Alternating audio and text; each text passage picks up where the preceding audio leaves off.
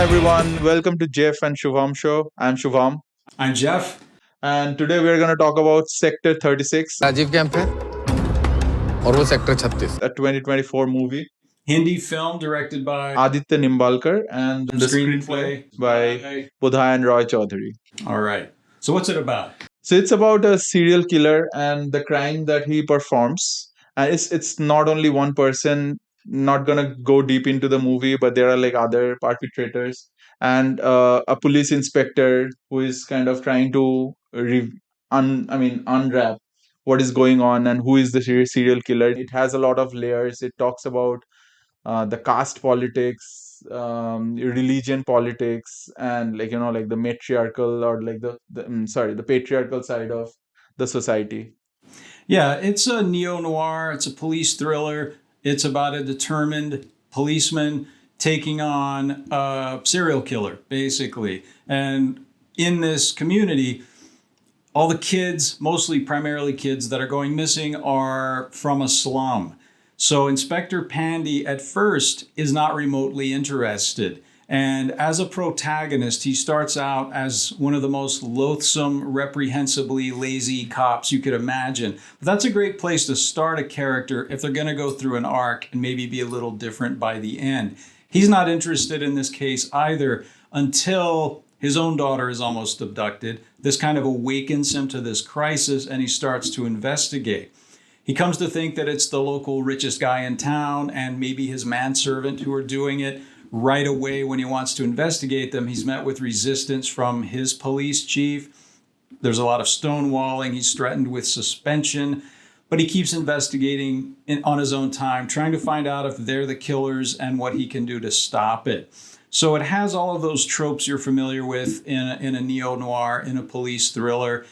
He's going to expose the dark underbelly of society. What you hope happens is that the filmmaker is going to bring something new to that, working within that genre, but something new to keep it fresh.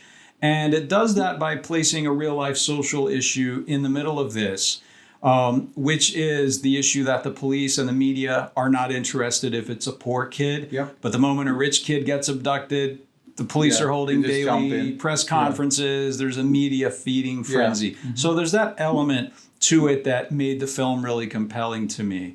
It reminded me of a real life case here, the Atlanta child killings in the late 70s, early 1980s, in which 28 people, mostly kids and adolescents, went missing. And the black community in Atlanta felt that the police and the FBI were dragging their heels. They did finally catch someone and put him away for life. But to this day, there are people who remain convinced that others were involved and that the police were protecting them. And Sector 36 is also loosely inspired by a real-life similar case in India. So that is what made me really interested in seeing this film. Yeah, and this movie is based off like Jeff said, like it's an incident that has happened like early 2000. The actor who plays the character, his name is Deepak Dobriyal. He's known to like play comedy roles, like the comic roles and like side roles, but this movie has given him an opportunity to really shine and to do something which is kind of out of his zone. Also, this movie has Vikrant Massey in it. I feel like he's one of the actors we should really talk about. He has also done something which he has never done before. This kind of a role, like where he's playing a serial killer.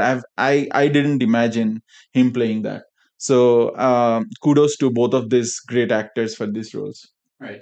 I'm going to differ. I beg to differ. I love the protagonist, Inspector Pandy. Yeah. Prem, the manservant who turns out to be strongly implied maybe to perhaps be the serial killer. That's one of the things that took me out of the movie. I found his expressions, his gestures to be so overblown, playing this vainglorious, diabolical genius. Yeah. That it often took me out of the movie because even for an Indian film, it was so exaggerated that it often came off to me as sketch comedy. Okay. And I was laughing at him instead of being enthralled by him. And that often took me out of the movie. Another issue, a couple issues I had, there are a lot of plot holes in my read of this movie. Suddenly there's a character there who's a major character and you're going, where did that guy come from? And I felt like the movie was often trying to be all things, too many things at once. So the villains they're guilty of pretty much all crimes you can imagine. So that it kind of came off as a tabloid conspiracy theory to me about the bad guys in the film. I'm glad that you mentioned about the comical side of it. Like the character Prem was a bit comical in some parts, but I would appreciate the film bringing in some comical elements. I think intentionally it was done that in some scenes where it literally like a father is like in the police station doing a police report about his daughter going missing, and you'll see like even though the dad is crying, there it has some comical side of it. It's very. I disagree with you. That was a heart-wrenching scene to me. Like, I didn't think that was funny or overblown at all. As a dad, I felt so bad for that guy who was dealing with the early Officer Pandy, who's completely insensitive to his suffering. One of the thing is I felt like this movie could have been a three-part, like a mini series or like a limited series, like the Jeffrey Dahmer movie. I can see that. I think it would have made a better series, like a limited series, like maybe 3 parts. I agree with that.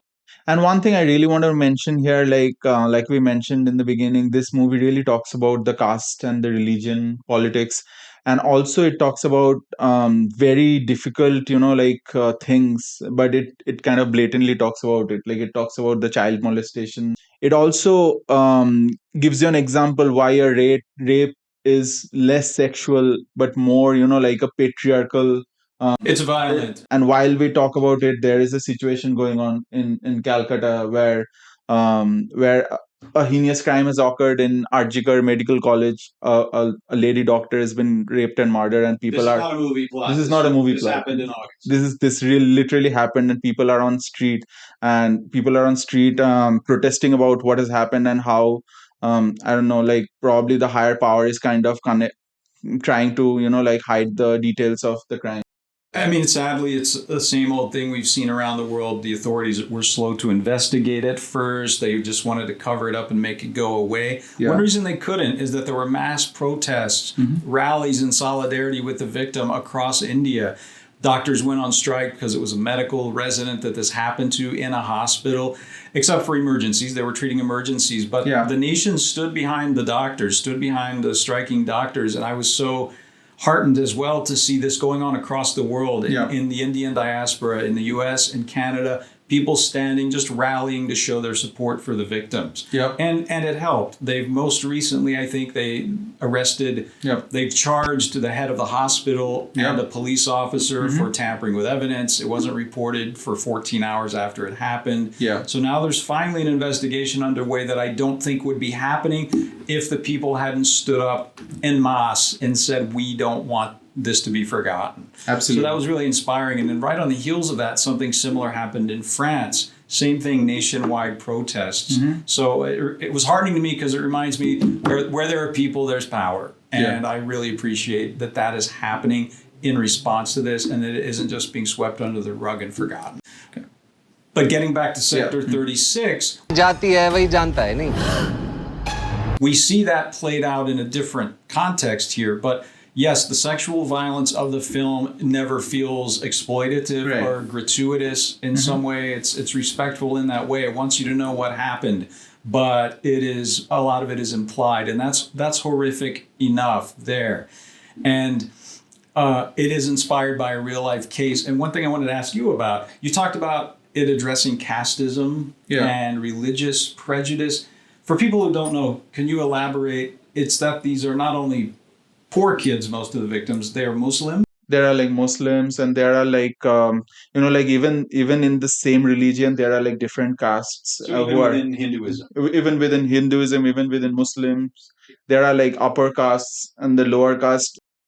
Okay, so little tidbits here and there that an American might not even get that. But someone who knows that culture in that part of the world would pick up on those unspoken cues. Exactly. Yeah, that's true. Yeah. Being an Indian, I think it was like easier for me to kind of see why it is going there. I have a lot of respect for the movie. I respect the subject matter it tackles. It's brave in that way.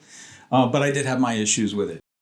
So how many stars? I'm going to give it 3.5 stars. It saddens me that despite what I see as the film's importance and the importance of the subject matter, just as a movie, I had problems with it, so I think I'm going to advise you to skip it. I think that there are better movies from India on Netflix and Amazon right now. I give it 2 stars. Okay. We disagree. We disagree. Yeah. Thanks for watching. See you next time. पहना वहां पहना पकड़ के lives